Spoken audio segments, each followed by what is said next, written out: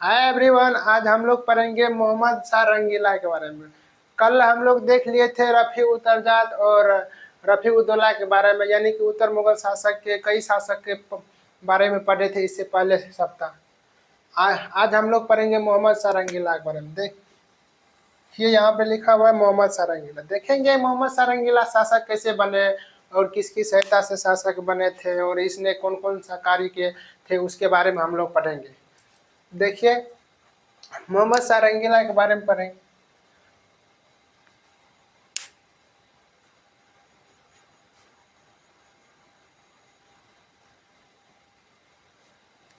देखिए मोहम्मद शाह रंगीला।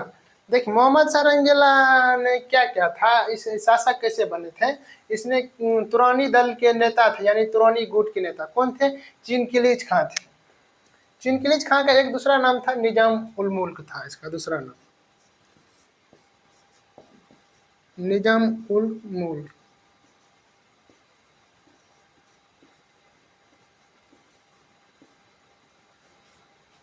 इसने क्या क्या था मोहम्मद शाह रंगीला ने? निजाम उल मुल्क यानी कि चिनकिलीज खां को बोला क्या जे तुम मुझे यानी सहायता करेगो शासक बनने में, यानी कि मुगल गद्दी पर बैठने में, तो हम तुमको कोई पद देंगे या कोई बड़ा सा पद देंगे या कुछ क्षेत्र दे देंगे। तो यानी कि चिनकिलीज खां या निजाम उल मुल्क ने ये तो लोभ में आकर और उसकी सहायता कर दिए। किसकी? मोहम्मद शाह रंगीला को। अब देखिए सहायता कैसे किए। इसे मोहम्मद शाह रंगीला से पहले मुगल दरबार में दो व्यक्ति प्रभावी होते थे, यानी कौन कौन? हुसैन अली और अब्दुल्ला खां। देखिए हुसैन अली और अब्दुल्ला खां जब तक इसको टपकाते थे, यानी कि जिसको जब तक मारते नहीं थे, तब तक ये कौन मोहम्मद शाह रंगीला शासक नहीं बनते थे, क्योंकि इसका प्रभाव लगभग बहुत ज़्यादा था मुगल दरबार में। इसलिए इसने क्या सोचा, मोहम्मद शाह रंगीला ने चिनकिलीज खां के साथ मिल के और इस दोनों को टपका दे पहले। अब देखिए क्या इस प्लान क्या बनाया इस दोनों को टपकाने के लिए। मोहम्मद शाह रंगीला ने चिनकिलीज खां के साथ मेल मिलाप किया और अब देखिए चिनकिलीज खां यहाँ पर चाल कौन सा खेलेगा। देखिए इसको टपकाना, सबसे पहले आप किसको टपकाएगा? हुसैन अली को। देखिए हुसैन अली को कैसे टपकाएगा? हुसैन अली क्या कर रहे थे, ठंडी का मौसम था। अब मान लीजिए कोई घूरा तुरा जैसे कि आग ताग ताप रहे थे हुसैन अली, उसके बगल में चिनकिलीज खां ने 4-5 व्यक्ति 3 व्यक्ति को ले गए थे। उसमें से हो गया आपको अतमा उद्दौला हो गया, और उसके बाद हो गया हैदर खान हो गया, और शहादत अली हो गया। इसने क्या किया था चिनकिलीज खां ने, इसको हुसैन अली के पास ले गया। हुसैन अली क्या कर रहा था, यानी कि जो गर्म ठंडी का मौसम था तो वही आग ताप से वही अपने को शरीर को गर्म कर रहा था। तो अतमा उद्दौला ये सब क्या कर रहे थे, एगो सेब जैसे कि इसको काट के दे रहे थे। किसको? हुसैन अली को। हुसैन अली को सेब काट के दे रहे थे। अब देखिए इसी सेब में इसकी मृत्यु हो गई हुसैन अली को। देखिए इसने चाल कैसे किया, क्या क्या इसने अतमा उद्दौला सब यही 3-4 व्यक्ति मिलके इसको सेब का, एक आदमी क्या कर रहे थे, इसको सेब काट के दे रहे थे, दूसरा आदमी इसको गप में लगा के कोई गप तप मार के बस उसको ध्यान भटकाए हुए थे कहीं। और तीसरा आदमी कौन थे? हैदर खान। हैदर खान ने क्या किया था, जैसे ही इसको सेब दे रहे थे खा के, ये पीछा में जाके एगो छुरी था, जैसे ही कोई चाकू ताकू रेतीला चाकू था, इसको जैसे ही सेब खा रहे थे हुसैन अली, तो इसको पकड़ के अच्छा से उसके मुंडी को पकड़ के अच्छा से रेत दिया गलवा को। कोई किसको? हुसैन अली को। अब तो हुसैन अली बेचारा चले गए थे। इसको कितने ईस्वी में मारे थे? लगभग आपको हो गया अक्टूबर 1720 ईस्वी। अक्टूबर 1720 में हुसैन अली अब क्या हो गया, टर्न चल गया, यानी कि मृत्यु हो गई हुसैन अली। अब बचा कौन? दूसरा आदमी कौन बचा था? अब्दुल्ला खां। अब अब्दुल्ला खां को कैसे टपकाएगा? देखिए हुसैन अली जब मरा तो अब्दुल्ला खान थोड़ा सा एक तरह से रईसी आदमी कर रहे थे, यानी कि खचरपनी कर रहे थे। खचरपनी क्या कर रहे थे अब्दुल्ला खान? उस समय तक मुगल दरबार में एक इब्राहिम, मतलब मोहम्मद इब्राहिम नाम का एक व्यक्ति थे, उसको इसने क्या किया था, मुगल शासक बना दिया। देखिए इधर मोहम्मद शाह रंगीला बोल रहे थे हम शासक बने, अब्दुल्ला खान ने किसको शासक बनाया था? इब्राहिम नाम का एक व्यक्ति था, यानी मोहम्मद इब्राहिम था, उसको शासक बना दिया। कौन? अब्दुल्ला खान। सपोर्ट कर दिए, वो शासक बन गए। तो मोहम्मद शाह रंगीला ना इसको बोला अच्छा बेटा रुको तुमको हम दिखाते हैं। अब चिनकिलीज खां को भेजा यहाँ पर इसको मारने। चिनकिलीज खां ने इसको कितने ईस्वी में, यानी कि अक्टूबर में, तो इसका एक भाई का देहांत हो गया था। कौन? अक्टूबर 1720 में। अब इसको देखिए कैसे टाइप का, इसको लगभग नवंबर मात्र 1 माह के अंदर ही, नवंबर 1720 ईस्वी में अब्दुल्ला खान की हत्या कर देगा। कौन? चिनकिलिज खान। अब देखिए ये दोनों भाई थे, हुसैन अली और अब्दुल्ला खान। इसका वर्चस्व मुगल दरबार में बहुत था। इस दोनों को टपका गए। अब तो मुगल दरबार का एक तरह से मान लीजिए खाली पड़ गया, यानी कि दुश्मनों से। किसके दुश्मनों से? मोहम्मद सारंगीला।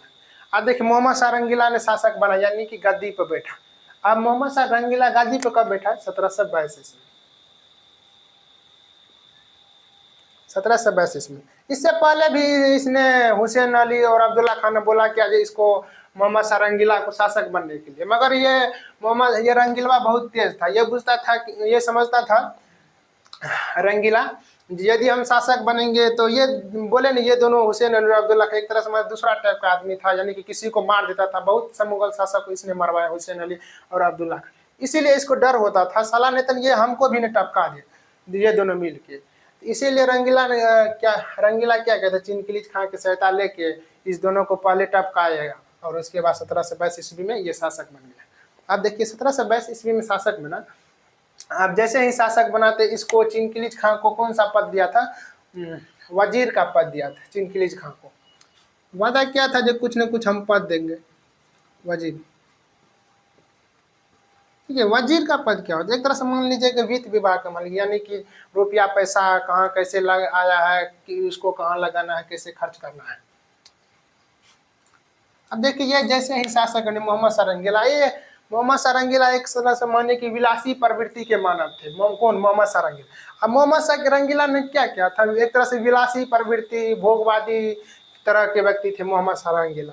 ये क्या करते थे, इसको मन से ज़्यादा गाना गाने में और डांस करने में, बहुत से नृत्यांगना के साथ इसमें डांस करते रहते थे। इसको अपने क्षेत्र में विकास करने या कुछ काम ताम करने से इसको मतलब नहीं था। कौन सा? रंगीलवा को।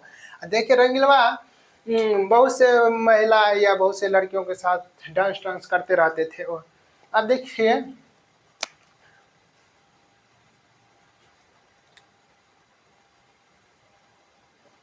ये मोहम्मद सारंगीला कौन प्रवृत्ति, यानी कि भोगवादी यानी विलासी प्रवृत्ति के मानव थे। विलासी प्रवृत्ति, इसको अपने सुख सुविधा का टेंशन मतलब रहता था, जो अपनी सुख सुविधा अच्छी हो, राजशाही जीवन जिए बस। दूसरे यानी कि वहाँ के जो शासक जनता उनता थे उसके बारे में कोई सोचता नहीं था। विकास करे, कौन सा काम करे नहीं करे, ये उसके बारे में नहीं सोचता था। ये अपने डांस करने, सॉन्ग करने में देखिए ये कौन कौन से सॉन्ग गाता, जैसे डांस कर रहे थे तो ये सॉन्ग गाता था।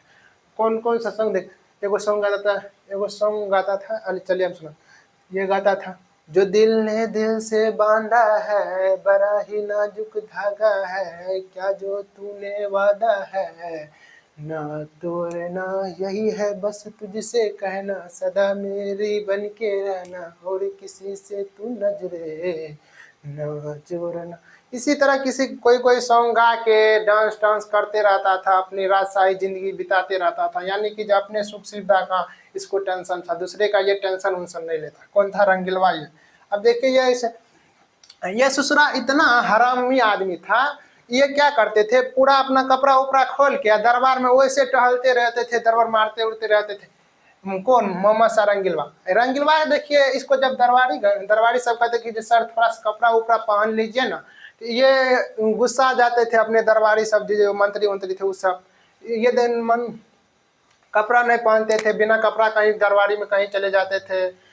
एक तरह से मान लीजिए इसका एक तरह से ये पागलपन तरह शासक हुए थे मोहम्मद सारंगीला, यानी मोहम्मद सारंगीला। अब देखिए इसी समय ये अपना कुछ काम ताम नहीं कर रहे थे, तो इस समय इसका इस मोहम्मद सारंगीला के समय में जब गद्दी पर बैठे तो उस समय बाहरी आक्रमण बहुत होने लगे थे, क्योंकि ये बहुत ही कमजोर शासक थे मोहम्मद सारंगीला।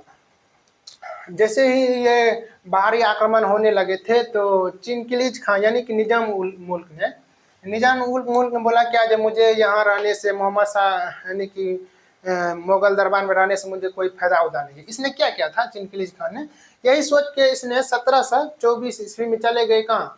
हैदराबाद।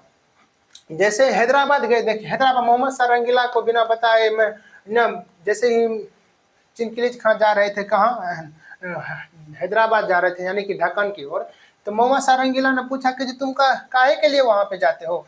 तो चिनकिलीज खां ने बोला क्या नहीं वैसे जा रहे हैं कि शिकार उकार खेलने के लिए ढक्कन की।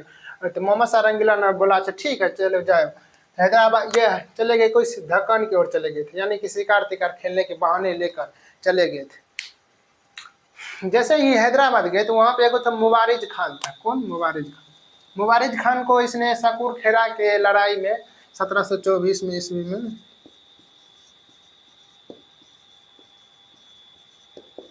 शकूर खेरा की लड़ाई में 1724 ईस्वी में मुबारिज खान को हरा कर हैदराबाद का सूबेदार बन गए। कौन? चिनकिलीज खां। जैसे ही ये रंगीलवा को पता चला कि जो वो चले गए हैदराबाद और वहाँ के सूबेदार बन गए, तो इसको मन नहीं लग रहा था क्योंकि ये एक बहुत ही प्रभावी व्यक्ति थे। कौन? चिनकिलीज खां।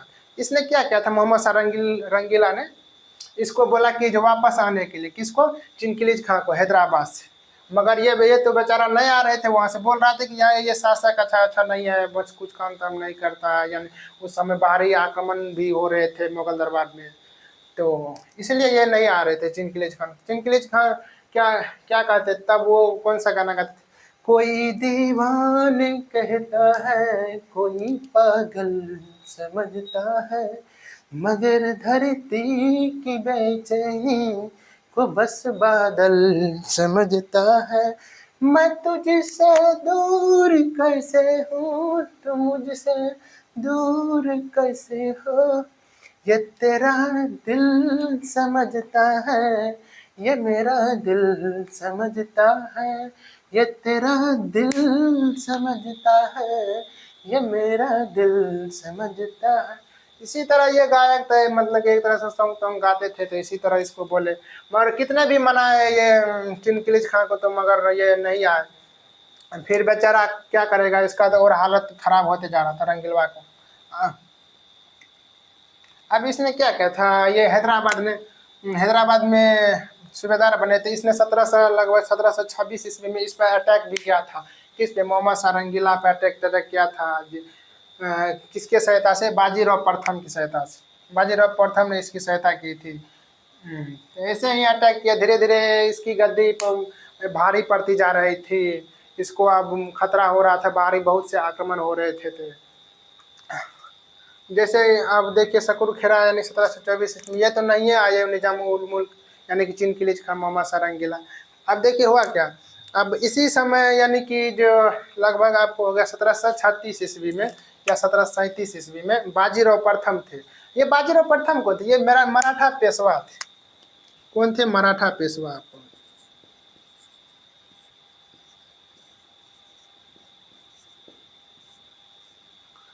मराठा पेशवा थे। इसने क्या किया था बाजीराव प्रथम ने? इसने भी किस अटैक कर दिया, किस पे? दिल्ली पे अटैक किया था।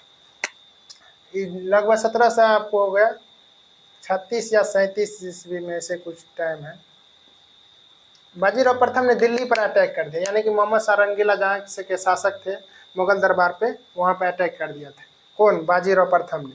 अब देखिए बाजीराव प्रथम जैसे ही ये अटैक करने वाला था, तो मोहम्मद सारंगीला ने उस समय एक अवध के नवाब थे। कौन? शहादत अली खान। अवध के नवाब कौन थे? शहादत अली खान थे।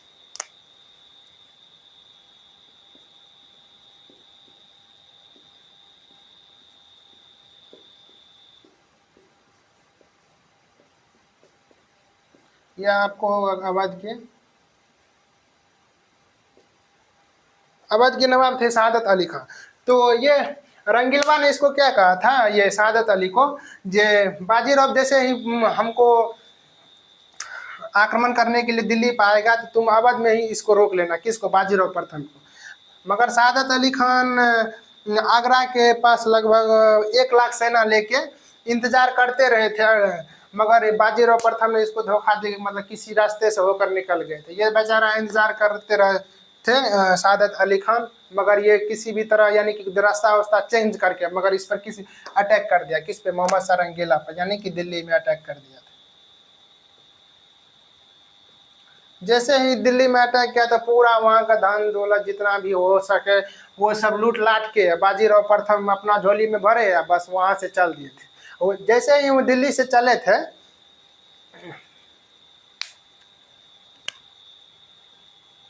दिल्ली से चले थे तो इसको मोहम्मद सारंगीला ने किसको, यानी कि निजाम उल मुल्क को बोला कि जो तुम उसको पुणे जाने से रोक लेना। यानी कि ये बाजीराव प्रथम कहाँ के पेशवा थे? पुणे के। महाराष्ट्र में एक जगह है पुणे, वहाँ के पेशवा थे। कौन? बाजीराव प्रथम। आगे पढ़ेंगे, जैसे मराठा हरि पढ़ेंगे, शिवाजी हरि के बारे में, तो उसी में पढ़ेंगे मराठा पेशवा, 6-7 मराठा पेशवा हुए थे, उसके बारे में पढ़ेंगे। ये दूसरा पेशवा हुए थे, कौन?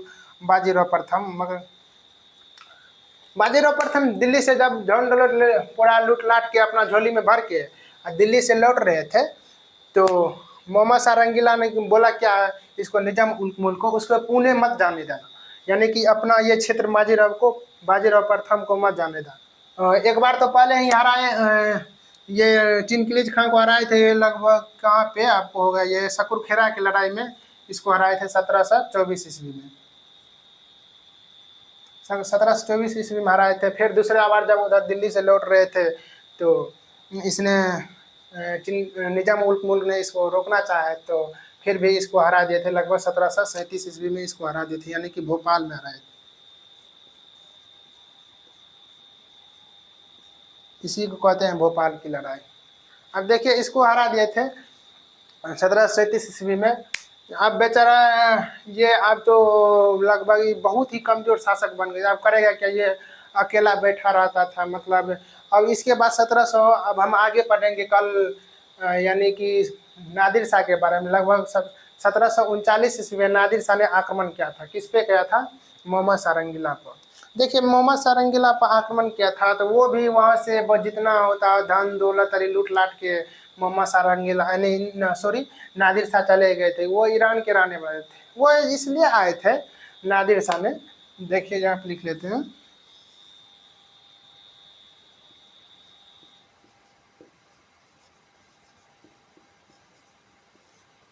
कि नादिर शाह इसलिए आया था, उसके पास जो है न रुपया सट गया, यानी कि आर्थिक स्थिति हो गया। तो जैसे नादिर भाई को आर्थिक स्थिति हुआ, तो वो जाके किसी को उसका धन लूट लेते थे, वो वहाँ पर जाते थे, उसका धन लूट लेते थे। यानी कि इसके जैसे आप जानते हैं, किसी के पास रुपया नहीं होता तो वो उससे थोड़ा सा मांग लेते हैं, नहीं मांग देता है तो जाके किसी के धन लूट लेता है। पहले जमाना में क्या होता था, किसी के पास यानी कि जो चावल हो गेहूँ नहीं होता था, तो जाके दो बार उसका चावल चुरा ले, किसी का धान काट लेते थे। तो पहले ही ऐसे होता था, यानी कि रुपया का अभाव था नादिर शाह को रुपया का अभाव था।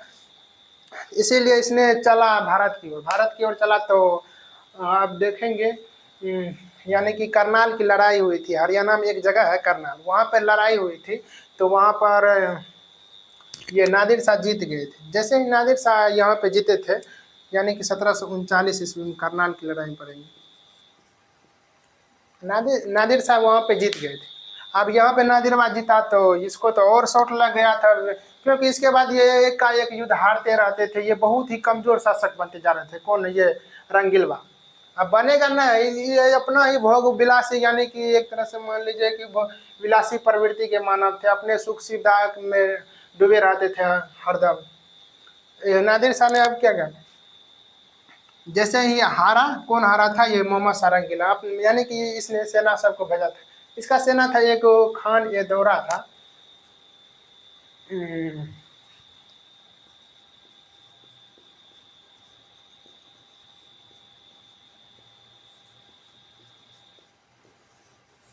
खान ए दौरा, ये करनाल की लड़ाई में, यानी 1739 में जब नादिर शाह आक्रमण किए थे, तो उसमें ये खान ए दौरा मारे गए। जब खान ए दौरा मारे गए, तो इसको और दिमाग खराब हो गया था रंगीलवा को। तो इसने भेजा, किसने? निजाम उल मुल्क ने। इसको बोला क्या, निजाम उल मुल्क को, जाओगे तुम किसी तरह उसे समझौता कर लेना किसी तरह से। तब ये निजाम उल मुल्क आए इसे नादिर शाह को, तो इसको किसी तरह ये पटा लिए, यानी कि जिससे समझौता कर लिए। नादिर शाह को बोला क्या, जो तुम क्या चाहते हो, यानी कि जो आप क्या चाहते हैं? बोला कि जो मुझे धन तन का कमी है, कुछ रुपया वुपया तो हम चले जाएंगे। तो निजाम उल मुल्क ने बोला अच्छा ठीक है, तुमको हम 50 लाख रुपया देंगे। कितना? 50।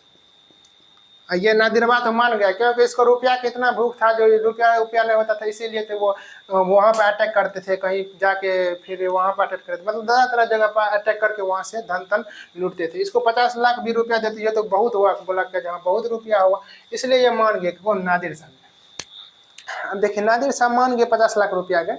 जैसे ही अब निजाम उल मुल्क गया मोहम्मद सारंगीला को, बोला क्या सर वो नादिरवा जो है ना मान लिया, जो 50 लाख रुपया लेके और वहाँ से चले जाएगा वो अपने क्षेत्र में, कहाँ यानी कि ईरान की तरफ चले जाएगा। मगर हुआ कि इस बीच में एक खेल खेल गया। कौन खेल खेल गया? शहादत अली खान थे, यानी कि शहादत अली थे, शहादत अली थे, यही शहादत अली जो अवध के नवाब बन गए। शहादत अली ने क्या किया था, इसको नादिर शाह को बोला क्या जो तुम 50 लाख के टेंशन कर लेते हो, जब तुम दिल्ली जाएगा तो तुमको वहाँ बहुत सा धन दौलत मिलेगा, वहाँ पर बहुत सारा सामान वामान सोना चांदी ये है, तो इसको लोभी तरह किसी तरह लोभी दे के नादिर शाह को दिल्ली की तरफ और मतलब अग्रसर कर दिया, यानी कि भेज दिए। ये बोला कि सादत अली खान जी यदि तुम वहाँ पर जाएगा रुपया तो क्या नहीं होगा तो हम तुमको 2 करोड़ रुपया देंगे, यानी कि 2 करोड़ रुपया का लालच दिया था। कौन? सादत अली खान ने इसको, नादिर शाह को। अब देखिए नादिर शाह जैसे ही अब दिल्ली जाएगा उस पर अटैक करेगा, वहाँ पर धन, जैसे ही दिल्ली जाएगा तो वह बाजार तजार में जाके बहुत कत्लेआम मचाया, घे किसी का तलवार लेके बहुत से सेना तेना को भेज के, मानिए कि एक तरह से दिल्ली के बाजार में खून की नदियां बहा दिए। कौन? नादिर शाह। अब देखिए चल कल हम पढ़ेंगे नादिर शाह के आक्रमण के बारे में, नादिर शाह क्यों आक्रमण करना चाहते थे इस पे, दिल्ली पे, और उसके बारे में पढ़ेंगे नादिर शाह के बारे में, वो कहाँ से आए थे इसी के बारे में और कल हम लोग पढ़ेंगे। देखिए अब लगभग 1748 ईस्वी में इसकी मृत्यु हो गई। किसकी? मोहम्मद सारंगीला। क्योंकि ये बहुत ही चिंता में थे, घर के किसी एक कोना में जाके चिल्लाया करते थे ये मोहम्मद सारंगीला। तो अब इसको हुआ कि कोई व्यक्ति नहीं था इसके साथ देने वाला, चिल्लाया करते थे। अब इसका मृत्यु हो गया। किसका? मोहम्मद सारंगीला। मोहम्मद सारंगीला को 1748 ईस्वी में मृत्यु हो गया। अब ये रंगीलवा चले गए। अब